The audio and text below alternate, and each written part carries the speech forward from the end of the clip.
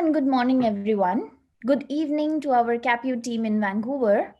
A very warm welcome to MSM Capilano University Agent E-Session 2021 Live. Thank you for connecting with us today and on behalf of MSM and CapU. We hope that you all are in good health and 2021 is treating everyone well.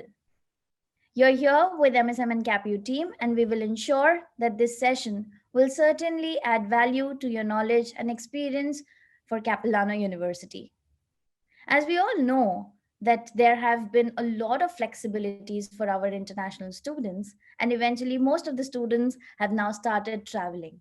Hence, we can certainly expect the positive side for all our students. I would like to introduce the panelists for the session. We've got Dr. Chris Bottrill, Director International. We've got Yogan, International Student Admission and Recruitment Assistant. And we've got Francisco, Manager for International Experience. Over to you, Chris. Okay, thank you very much, Dakshita. And it is a pleasure to be with everybody this evening, or this morning for yourselves, this evening for us over here in Vancouver.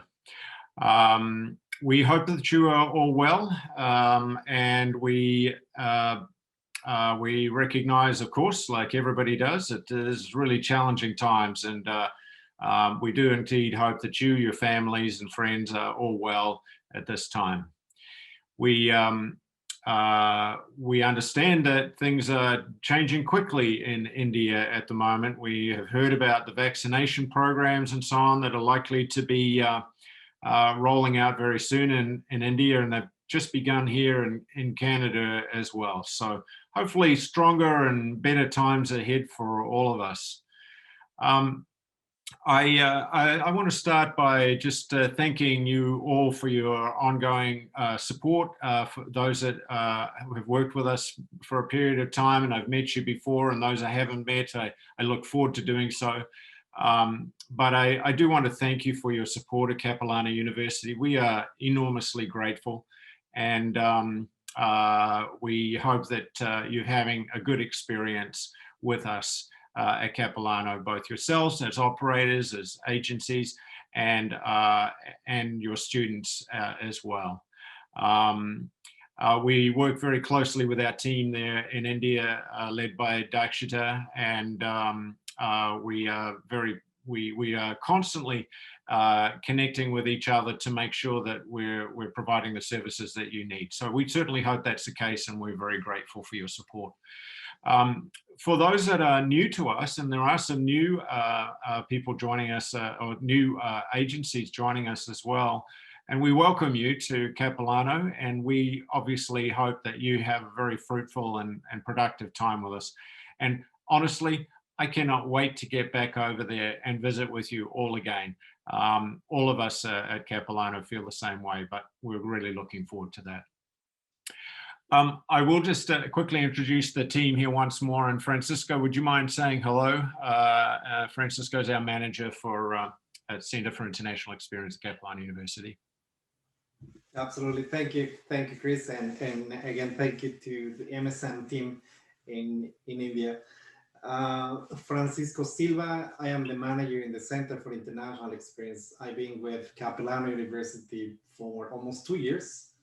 But about over 10 years ago, I completed a postgraduate diploma at Capilano University. So it's some sort of my alma mater, and I'm still connected with the university and my faculty and friends.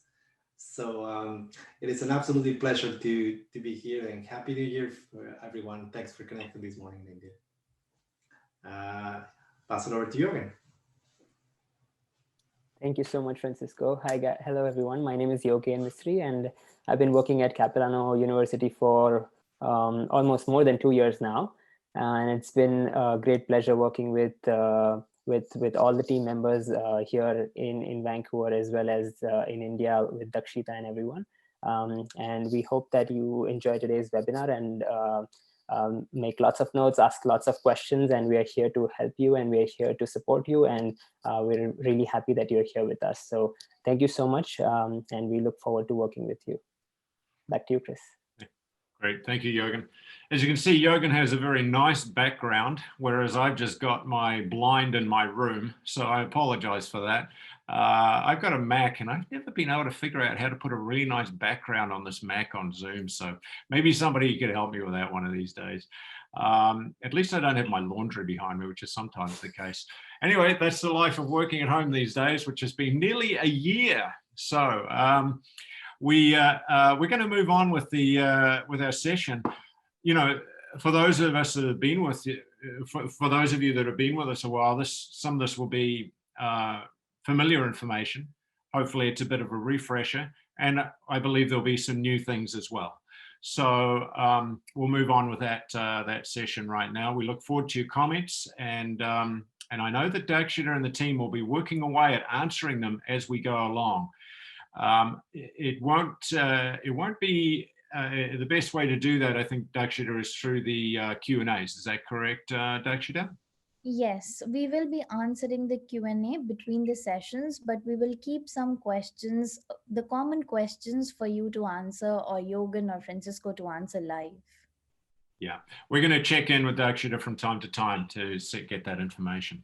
Okay, let's get started. I'm going to share my screen and make sure the share sound is on. Yes, it is. And here we go, and full screen. Okay, is that working okay, Dakshita? Yes, it's absolutely working okay. Good, thank you. Okay, so here's what we've got planned for this morning, sorry, for you.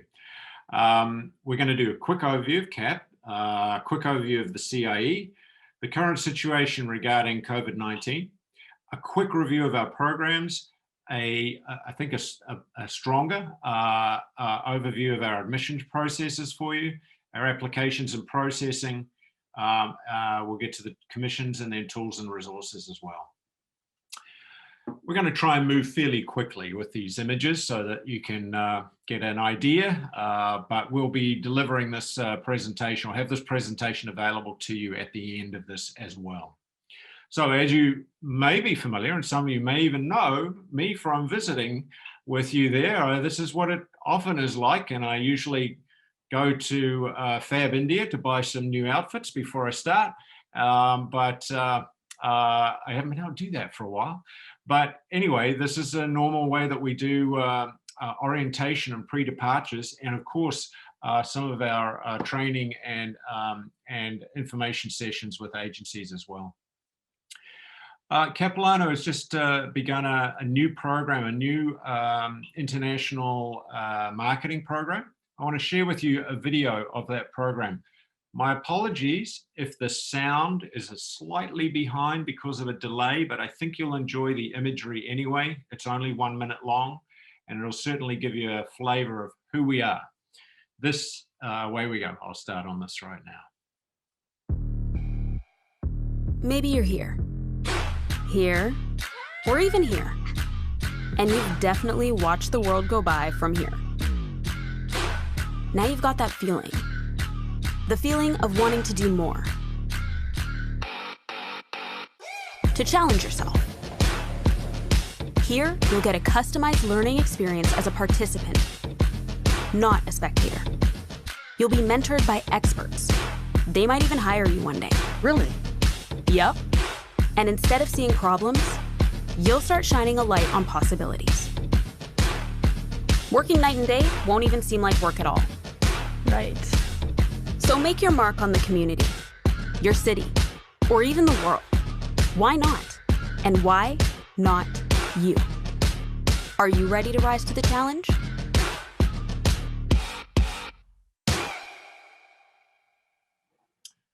Okay, so that's our new campaign.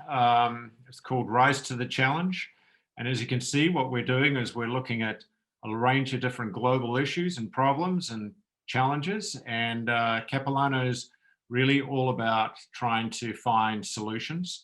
And so we put a lot of emphasis on problem solving in the way we teach, and on local to global approaches and solutions.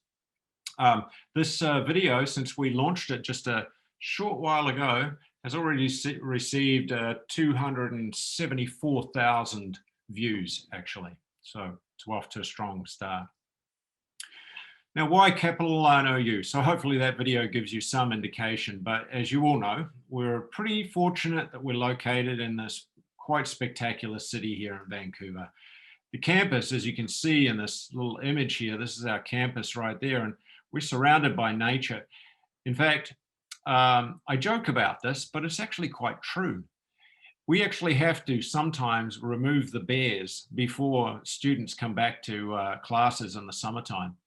But we're not talking an abundance of bears. Occasionally there's one or two, but I have been teaching classes in some of our campuses, and I've seen bears wander across the car park in front of the students. So we truly are in nature, and we're really lucky for that. It's lots of greenery, blue skies, clean air, fresh, kind of a real great place for feeling well and well-being. It's a nice place to live and a nice place to study. We are a teaching-focused university. That's our legislation.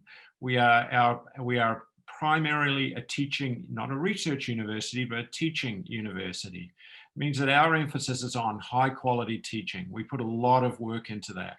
We have small classrooms, really more than 35 in a classroom, and we pride ourselves on quality education and a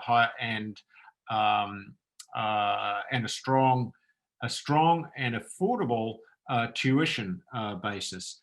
In fact, a lot of people note that to come to Capilano, if you want to maybe transfer on to one of the research institutions like UBC or Simon Fraser to complete your degree, coming to Capilano gets you off to a very good start because it's affordable and it's very much a personal attention environment. So hopefully we give a good quality learning experience to the students. We know we do. And then you can carry on. You can get an associate degree from Capilano, and you can carry on, if your grades are strong enough, you can carry on to complete a degree at another university. We are also creating new degrees. We've got several new degrees well underway, many in the arts and sciences area, many majors in those areas. They'll be in health sciences, environmental, and a few other areas. Those are currently in approval stages. We pride ourselves on very strong practical experience, especially in our film, human kinetics, outdoor recreation, early childhood, tourism, idea, animation, performing arts, jazz, international business, those sorts of fields. We have extensive practical experience, so the students come out of the programs ready to succeed in industry. And our faculty are also industry experts. In virtually all faculties, you have to have a minimum of about 5 years of senior management or at least on a very strong progressive curvature in your career before we will take you on. The students quickly know if our instructors are not, do not have industry expertise, and we demand that of them. So industry experts, master's minimum, and we pride on ourselves on being very applied in what we do so that students have a strong opportunity for a successful career. We also have a student accommodation around about 280 spaces, which is quite unique for a university of our type. So we have 280 spaces for students. It's very popular for international students, and it's a great way of the students getting started successfully at the university. The university is located, probably a map here is maybe relevant or not, but we're located right here. And in the North Shore, downtown is over here. It takes about 30 minutes from downtown to get over there. And now we have a new campus on Lonsdale. And that's proven to be a very successful and popular campus. And we run our NABU programming largely and some tourism programming from that new Lonsdale campus. The students like it because it's very vibrant. There's lots of cafes, restaurants, and community feel right down on the waterfront, and very, very easy access to downtown. So we've been running that for about nearly 2 years now. So that's the sort of the major details. And in terms of accreditation, I'll just add that we do have accreditation with Northwest Commission Colleges and Universities, which is NWCCU, an American-based accreditation organization, and that's quite unique for Canadian institutions. So a little bit about the Centre for International Experience. Maybe I'll throw it over to Francisco to tell you a little bit about that. Thank you so much, Chris. Just briefly to explain about the Center for International Experience. We're a service area that serve mostly international students.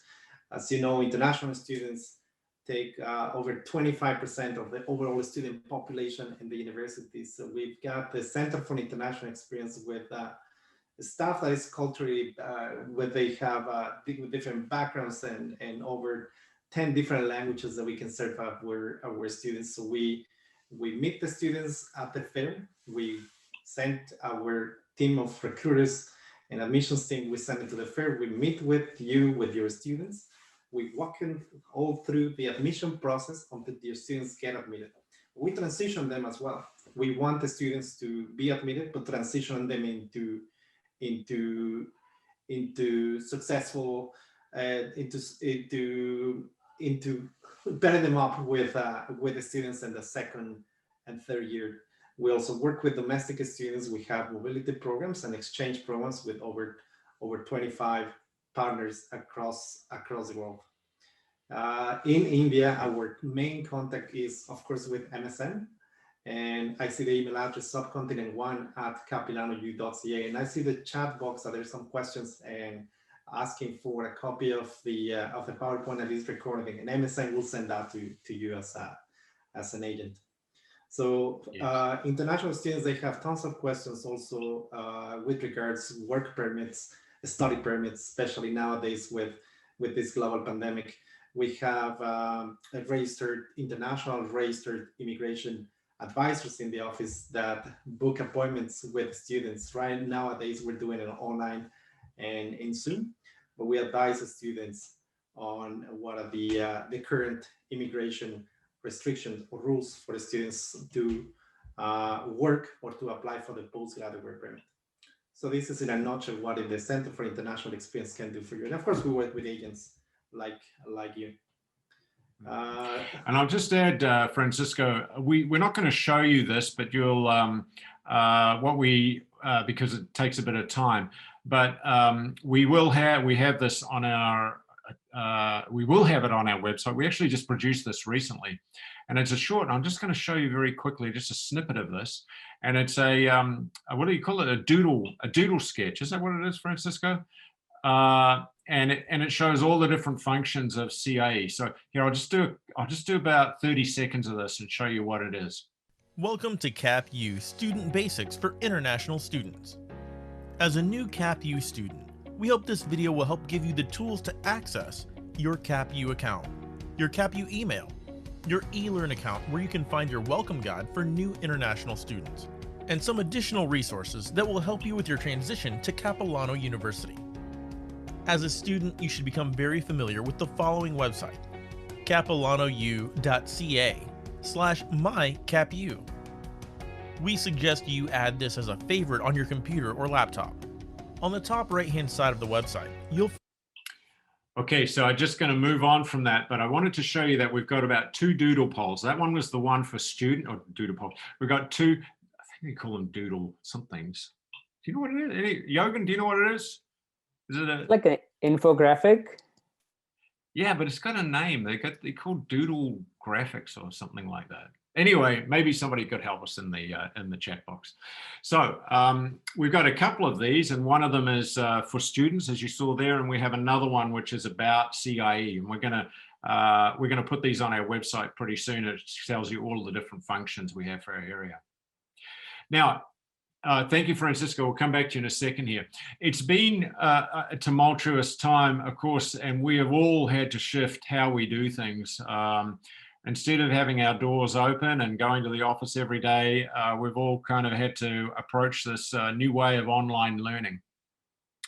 And so one of the things, these are the main issues that have affected us and affected your students.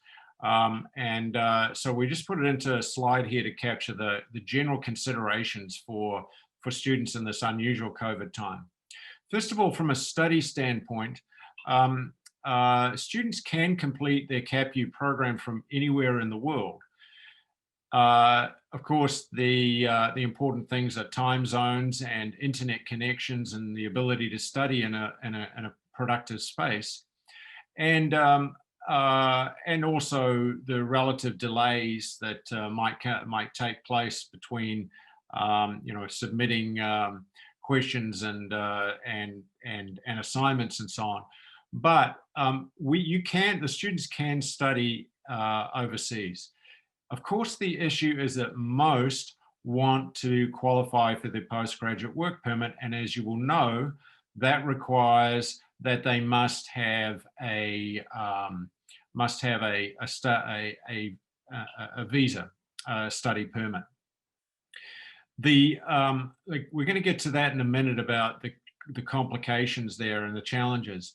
But what we are doing at Capilano is that if a student has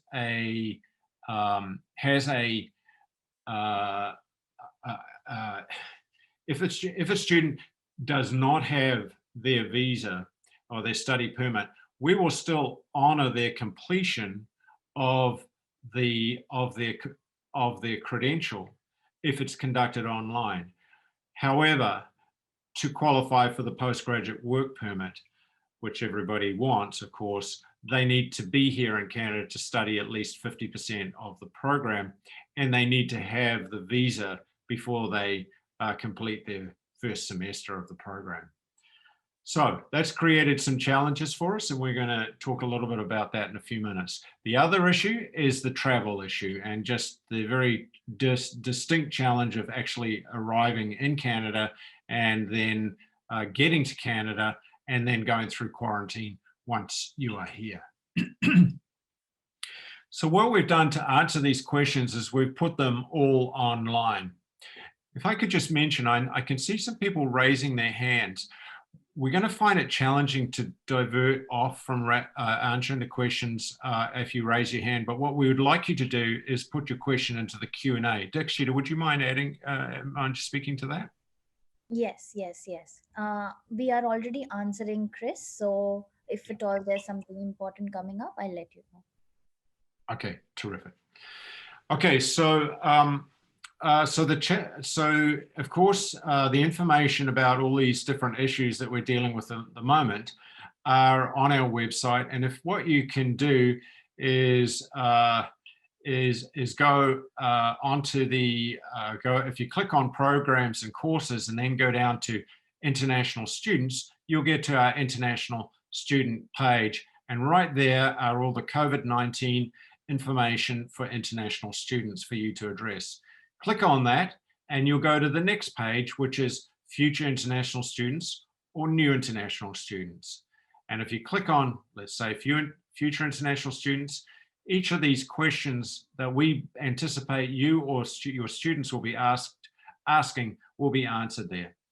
Let's have a look at this question. Will you be running programs in 2020-2021 academic year? And we've answered the question there. Yes, we have. We've done this for every single question that we can think of. In addition, we send out updates to yourselves as agents on a regular basis, and we also send these to our students as relevant.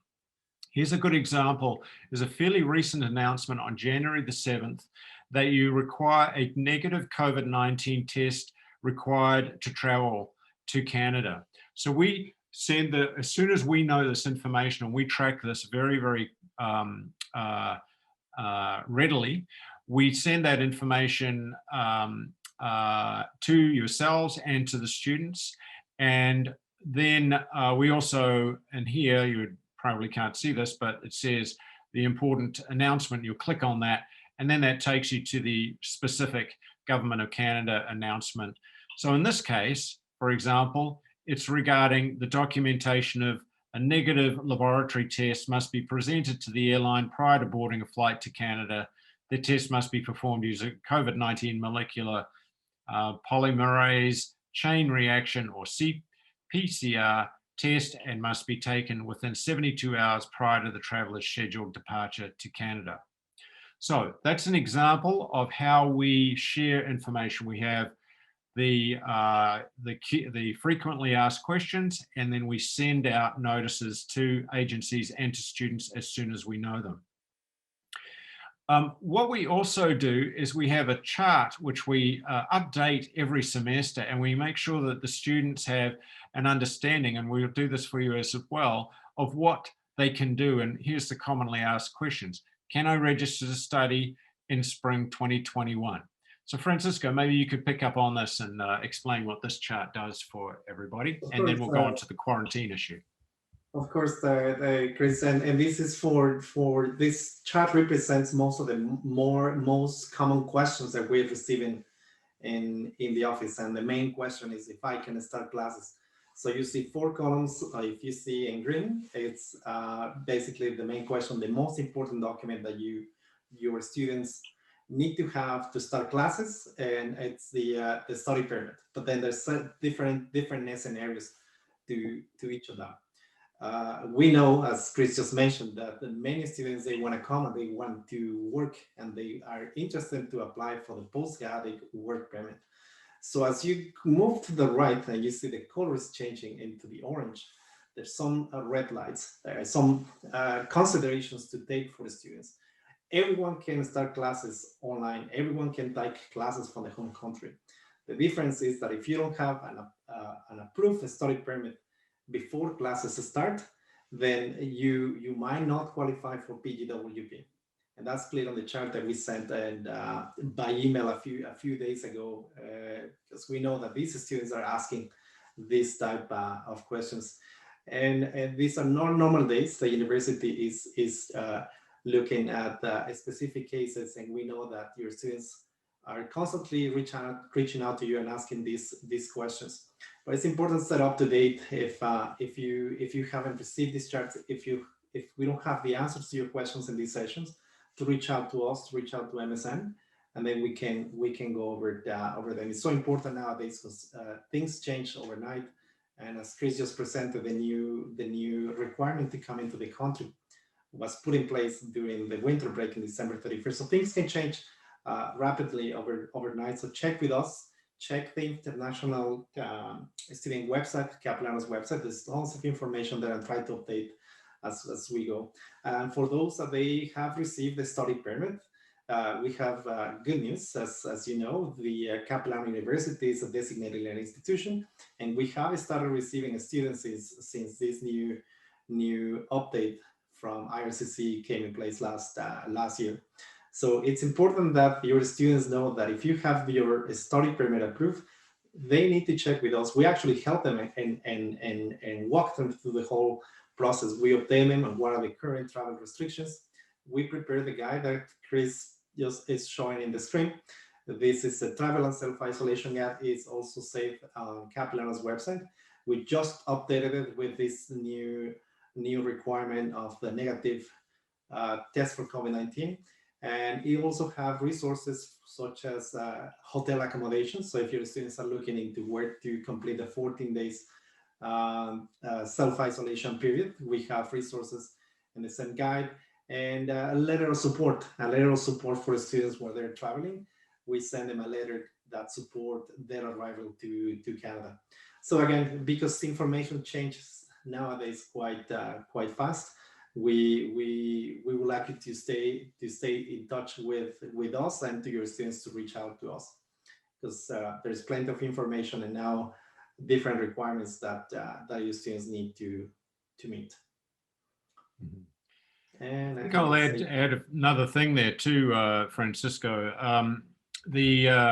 So the items that we've just discussed now is the most recent announcement. The most recent announcements were that, as Francisco pointed out, that if you were an approved DLI, you could accept international students to your university as long as they followed quarantine requirements, as Francisco was just explaining. And those are all on our website. So Capilano is an approved DLI. So we're very pleased about that. The other new announcement was the 72-hour requiring a negative test within 72 hours of departure. So we also, we've now added that information to our website. The big issue that I'm sure that you're all asking or concerned about, as are we, is the visa approval process, because we all know that without a visa, it's very difficult to start the program. What we have said before is that we will honor the program if the students complete it and they're not able to come here.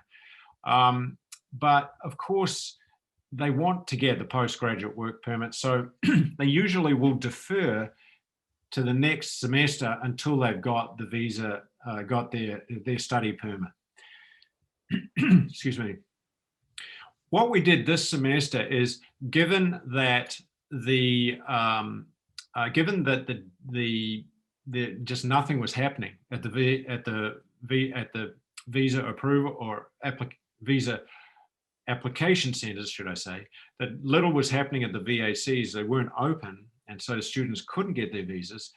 We enabled the students to start their program and extend the full tuition refund for at least until 3 or 2 weeks into the semester. So that's now approaching. So the students that have been in the program, that started in the program, we're hoping that as many as possible will get their visas before the add drop period. And if they don't, we'll then defer them. We are thinking for some programs we might extend that, so we'll keep the students updated on that. We're trying to be as flexible as we possibly can under the current environment, and trying to give students every opportunity they can to get their visas. But we still have to operate within certain policies of the university, and those are that we do want the students to get a visa really before or by the add drop deadline, and that's in their interests, so that they have security moving forward and can get their postgraduate work permit. So we will keep you updated on any news about that, and we are constantly trying to evaluate approaches to enable as many students to start as they can and continue their studies. And I'm sure that you as agencies really want that as well. So just wanted you to know that we're doing everything we can there. Anything to add to that, Francisco? No, Chris, I think I was just looking at the page where you were talking about this test. They just updated it, and they laid out what are the requirements, how the test needs to come and what type of test. So again, it's important to be checking the official resources, check with the CA, check with MSM, and we're happy to provide you with the test. But the most important piece is the study permit, and we've got tons of questions. And we know that every case is different. And we can't treat everyone as equal. We know that each case might be different, but stay in touch. There's tons of information nowadays in internet. If you can go to Capilano's website or IRCC's website and reach out to us. Nothing else to add, Chris. Thanks. Okay, thanks. Doug Sheeter, I'll check in with you. Are there any key questions that we should be addressing right at this moment in time on the COVID-19 situation and what we're doing at the university? Yes, there are many actually, Chris. So if you want, we can take the questions now. Sure. Okay. So first of all, there's a common question that, let's say a student has been doing courses, has registered for 4 or 5 courses, but the student has not got a study permit. Will the student be eligible for post-graduation work permit once he or she gets the study permit? Because ideally, before the study permit, the student has already completed 4 to 5 courses, or let's say a semester. Yeah.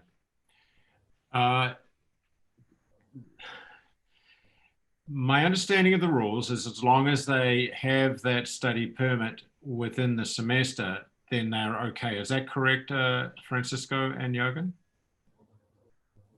That is correct. So in that example, Takshira, and again, every student can be different.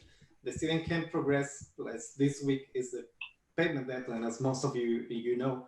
So if the student progresses, hoping that the student will get the study permit, then that's the student decision. The student might not get the study permit at the end, and when it comes refunds and the student at that point doesn't have a study permit, so that do not qualify for PGWP.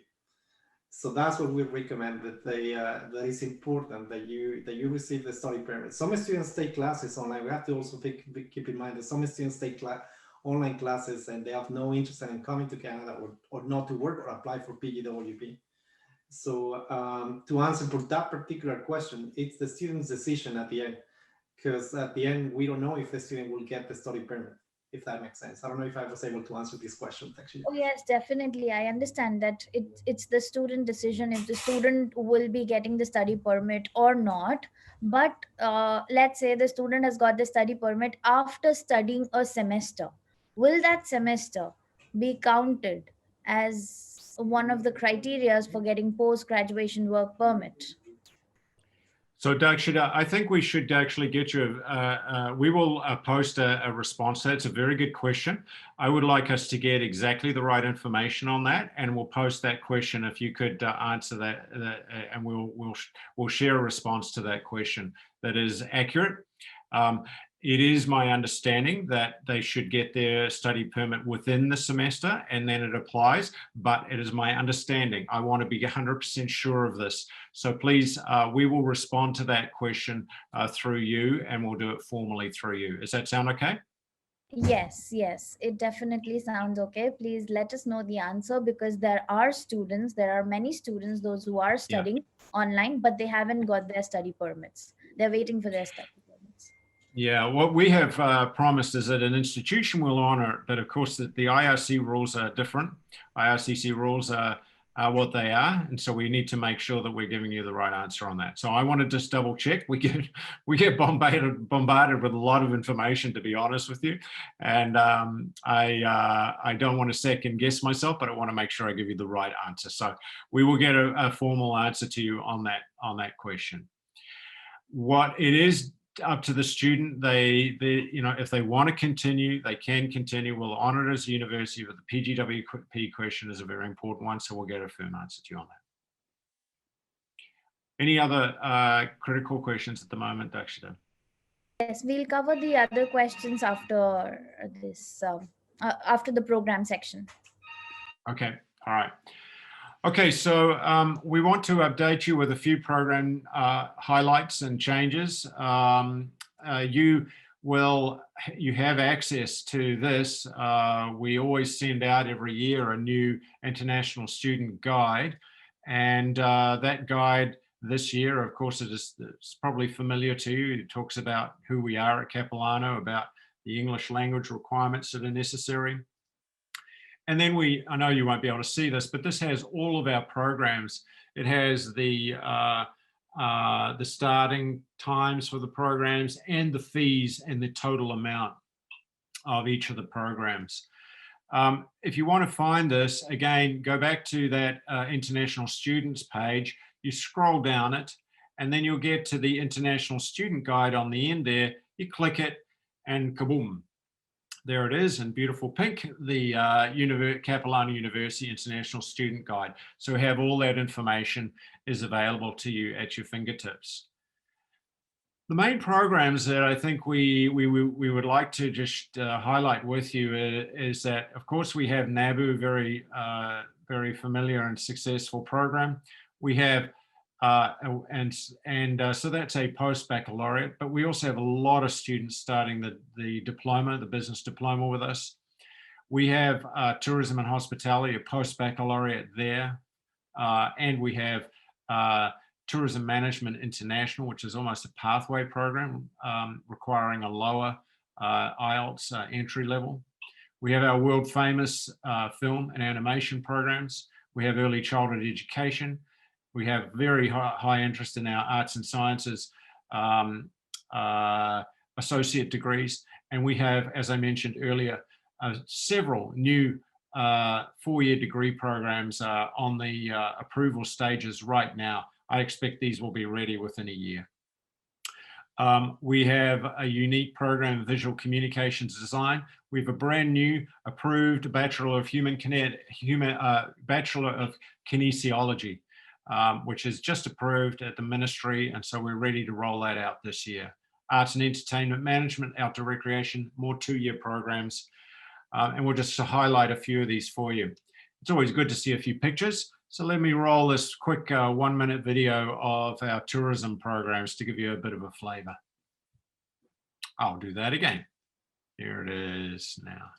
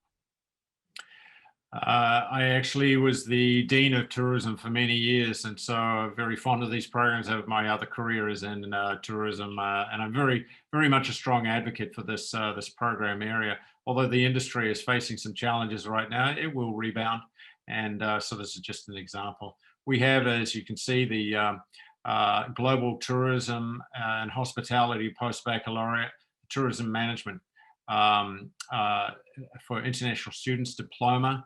And there's the Global Hospitality and Tourism Management Baccalaureate there. And of course, we have tourism management degrees as well. So, and also this new degree in kinesiology, which is brand new out. Maybe Jürgen, maybe you could speak to the School of Business and some of our programs there.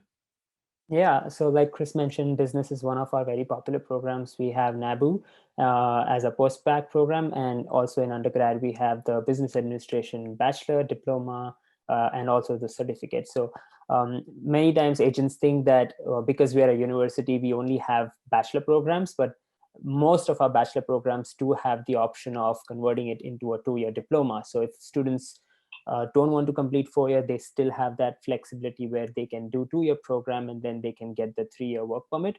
Or if they wish to complete a 4-year bachelor program, then that is also an option. So those are the business administration program. We also have communication and legal studies. Talking about the postgrad program, so this is for students who already have their undergrad already in India, and they want to come here and move here and get into the business side of the North American aspect. They can go for the NABU Applied. It's a 16-month program. It's a very intense program, and the beauty about the program is that it has a 4-month practicum. So in 16 months, there's no break. It's back to back with 4-month practicum, and then students are eligible for a 3-year work permit.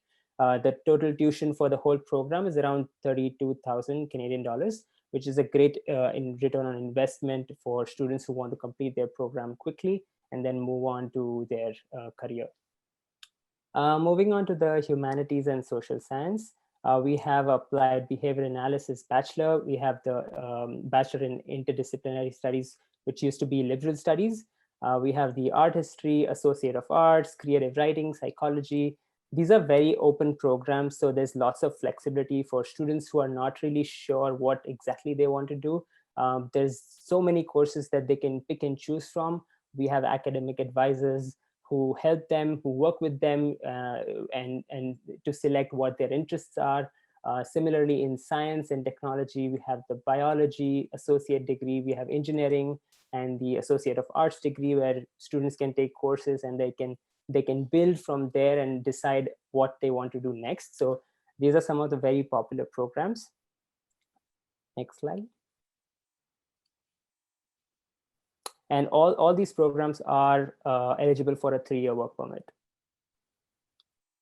Then moving on quickly to education and human development. Chris already mentioned the early childhood care and education. We have diploma and bachelor. The diploma program is eligible for, they can apply for early childhood educator license. So students who study 2-year program, they can actually start working in the industry.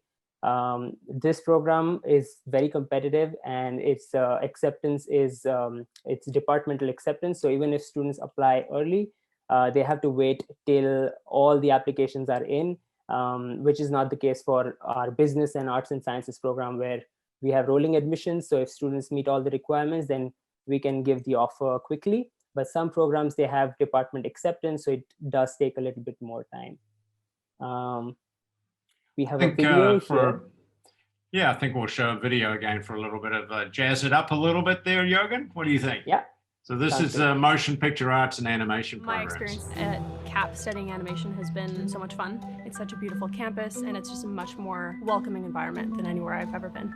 So 2D animation is the process of basically bringing something to life, starting from nothing with just a pencil and paper. It's really interesting to watch it at the end, because while you're animating something, you can get really caught up in just drawing frame by frame. Does this frame look good? Does that frame look good? And then when you play it all together, it's just amazing to watch it come to life.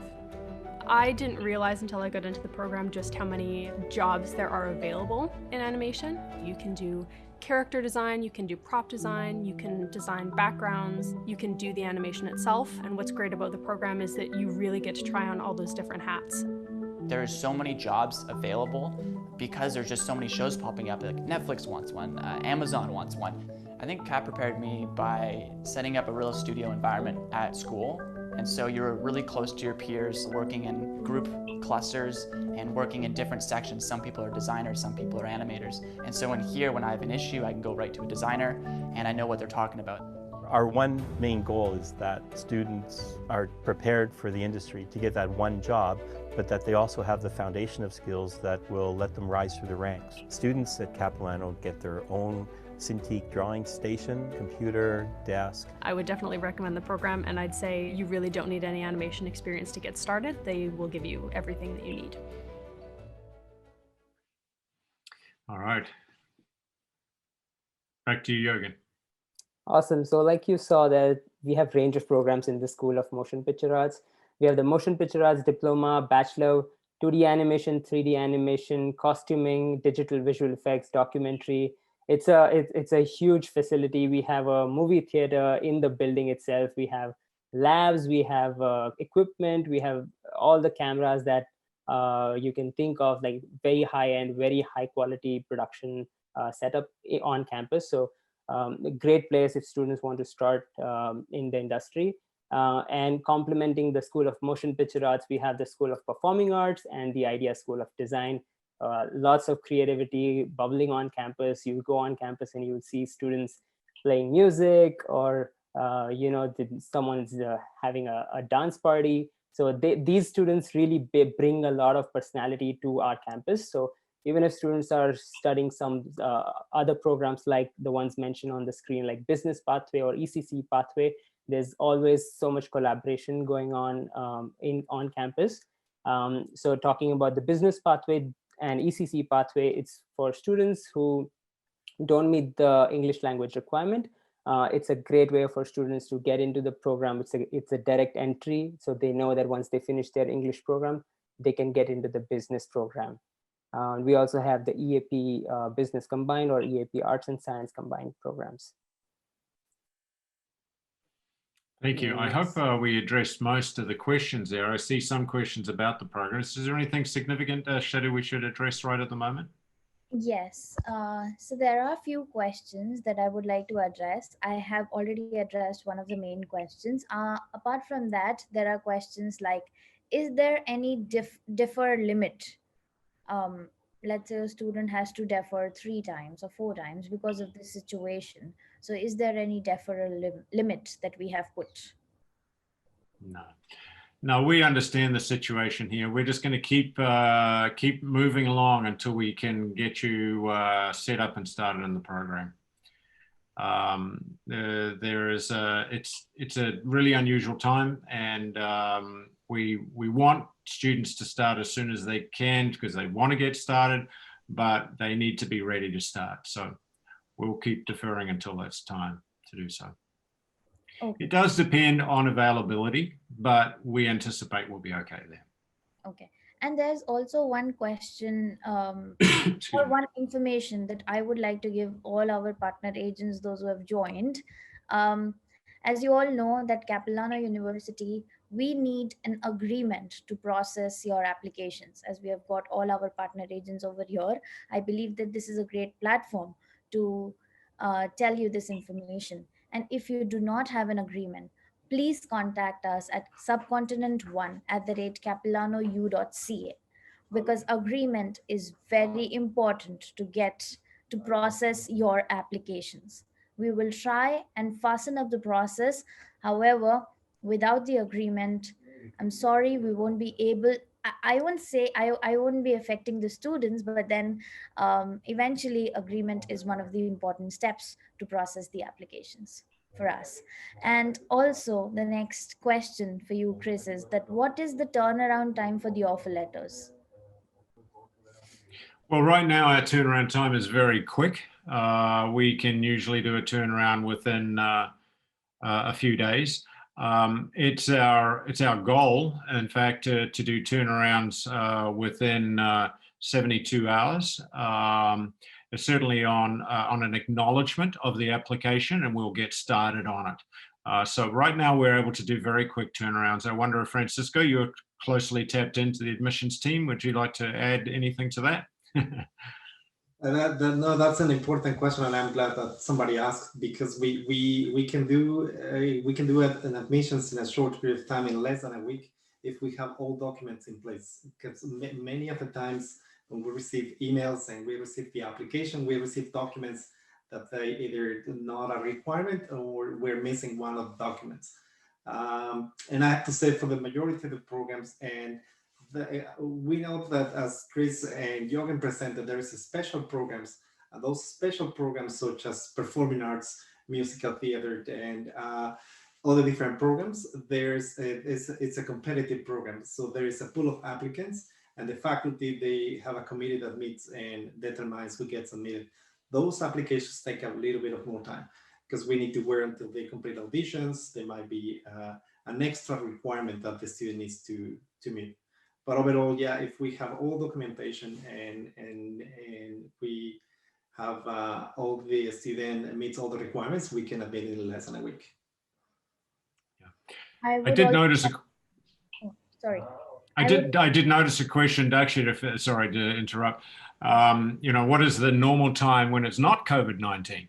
Well, we have in the past, we've had a lot of backlogs, but we really work hard to process things quickly because we know that's very important to you as agencies, so you can give an answer to your students straight away. We'll miss out on your students if we don't give a quick answer. So we try to get a turnaround. We try to get an acknowledgement within 72 hours, bearing in mind it could be a weekend. And then we try to get the application, as long as the documentation is there, we try to get the application through within a week. It depends on the program, as Francisco said. Sometimes we've got to go to departments. It can take a little bit longer. Where we and our department are able to do the turnaround, we do it as quick. We do it within a very short time frame. Yes, and that's what I was about to say, that it all depends on the programs. Few programs can take 15 to 20 days because it depends on the departmental approval. And I know that few of the agents are there in this session because their applications have gone to the department. Otherwise, it's very quick. Any other question at this point, Dakshita? Um, there are, the COVID-19 questions that the agents are asking. Apart from that, there are normal admission requirements questions that the team is answering, and they're trying to answer. We've already answered 75 questions, and we will answer more.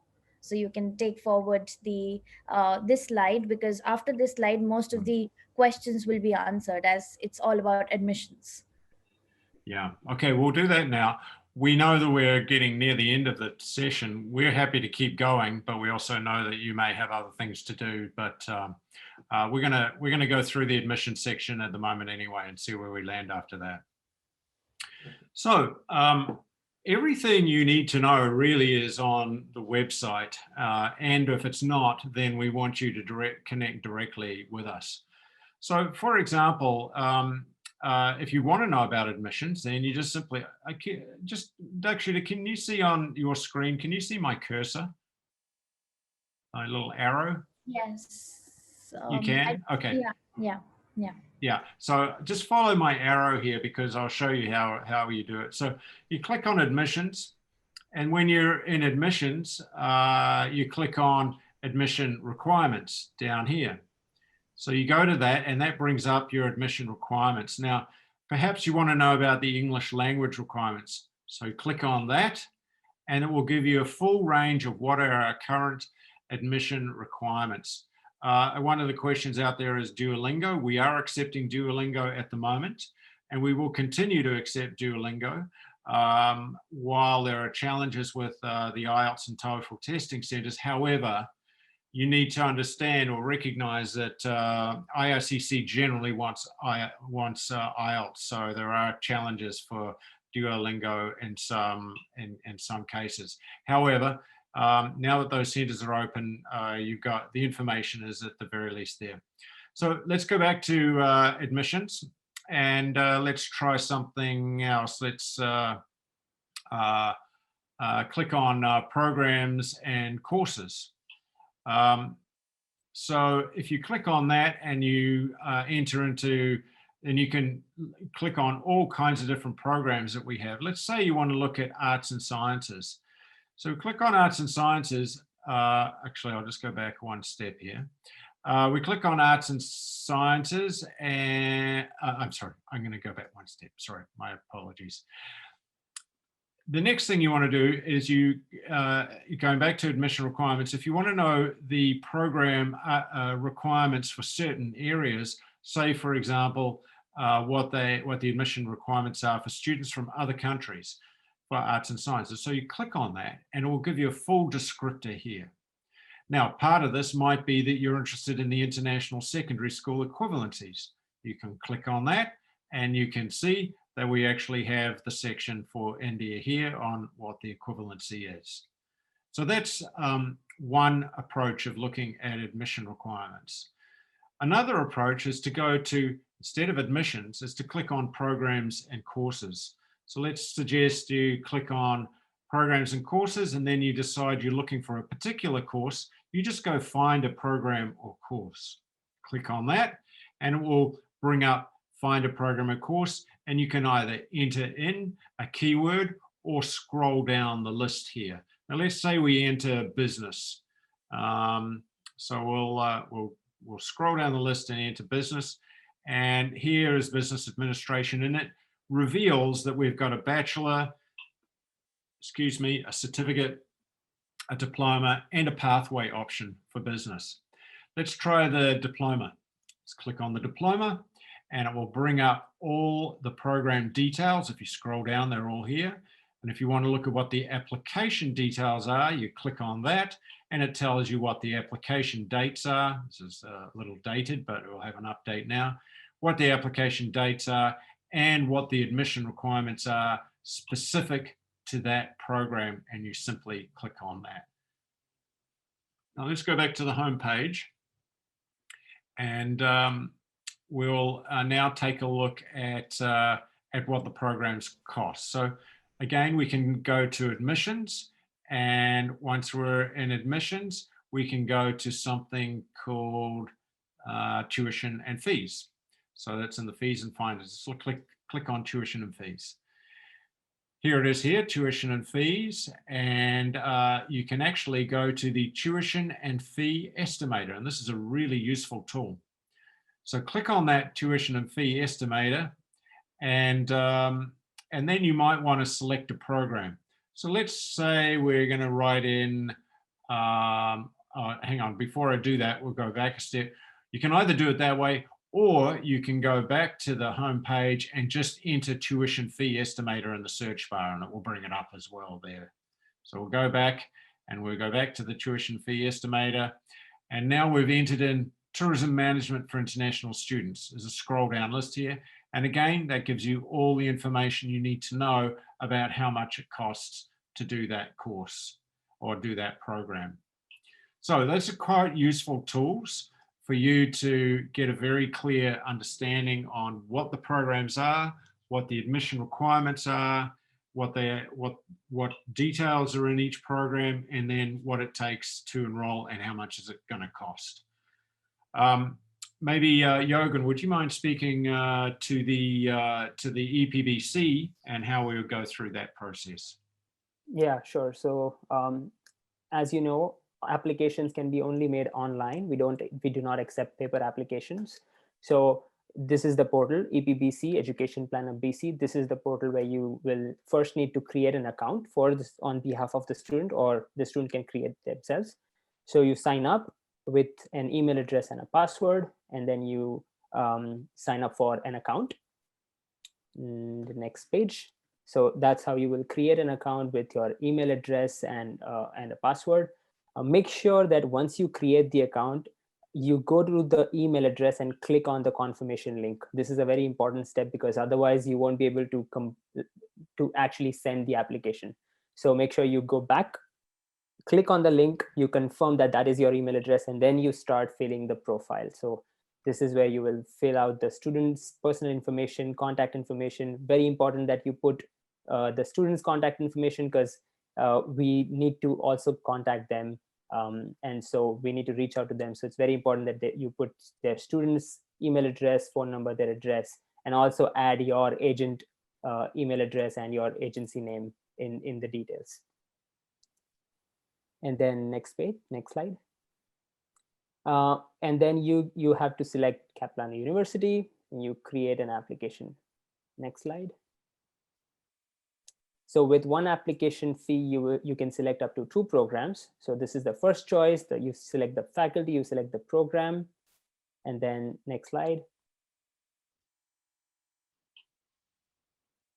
This is the second choice, you select the faculty, you select the program, you save, and next slide, please. And then you will just review the profile and then pay the application fee. It's 135 Canadian dollar. It's showing $50. It's for domestic, but it's 135 for international students. And once you submit your application, there might be some programs where you can upload documents with the application itself. And then for certain programs, you will have to actually email the documents to our subcontinent office, and then they will process from there.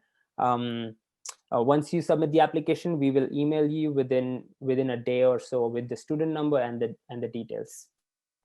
And back to you, Chris, for applications.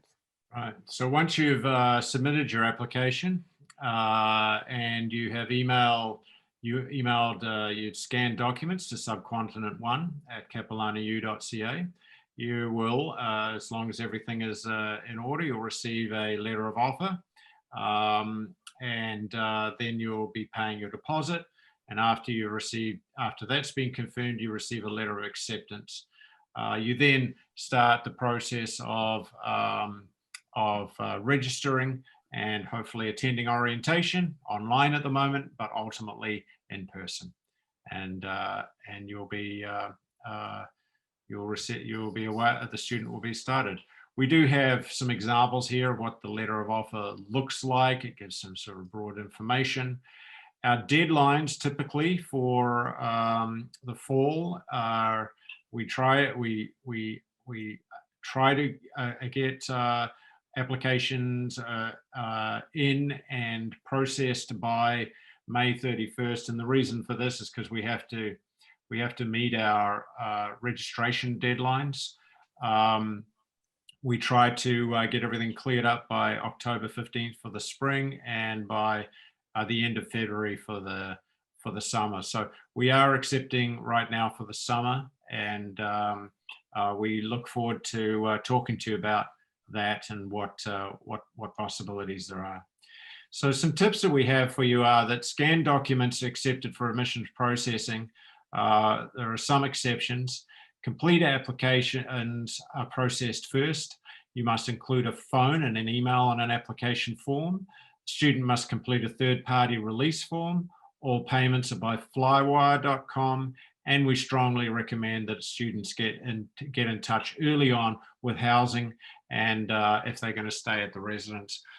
A lot of students want to stay out in Surrey, which is where there's a large community out in Surrey, and we totally understand that, but it is a long commute for the students, and that can be very, very challenging to complete all your work and so on. So once we're back to students actually being on campus, and we hope that that's not too far away. I mean, to be honest with you, we anticipate we haven't had official word yet, but we anticipate that probably by September, by the time the vaccinations are rolling out, we'll start to see something return to more familiar.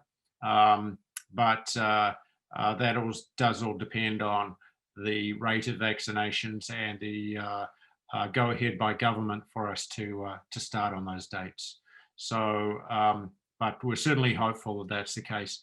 In the meantime, we're certainly hopeful that the VACs get their processing done quickly, and that students will feel very comfortable even starting online in maybe in the summer and arriving here in the fall. Hopefully that's the kind of the pattern we anticipate ahead of us now. We've just talked about the processing times. We can do some of these quite quickly. Others we'll show here have auditions and interviews. These are things like motion picture arts, visual communications, animation, music, jazz, arts and entertainment. And these are where the students have to present portfolios and various other things. So they take a bit more time. They're out of our hands as in CIE. They're up to the departments to make those decisions. And we also the departments have to go through additional information on programs like early childhood, engineering, legal studies, human kinesiology, and so on. So we've got a lot of tools and resources for you, but your main tool and resource is Subcontinent 1 at capilanu.ca.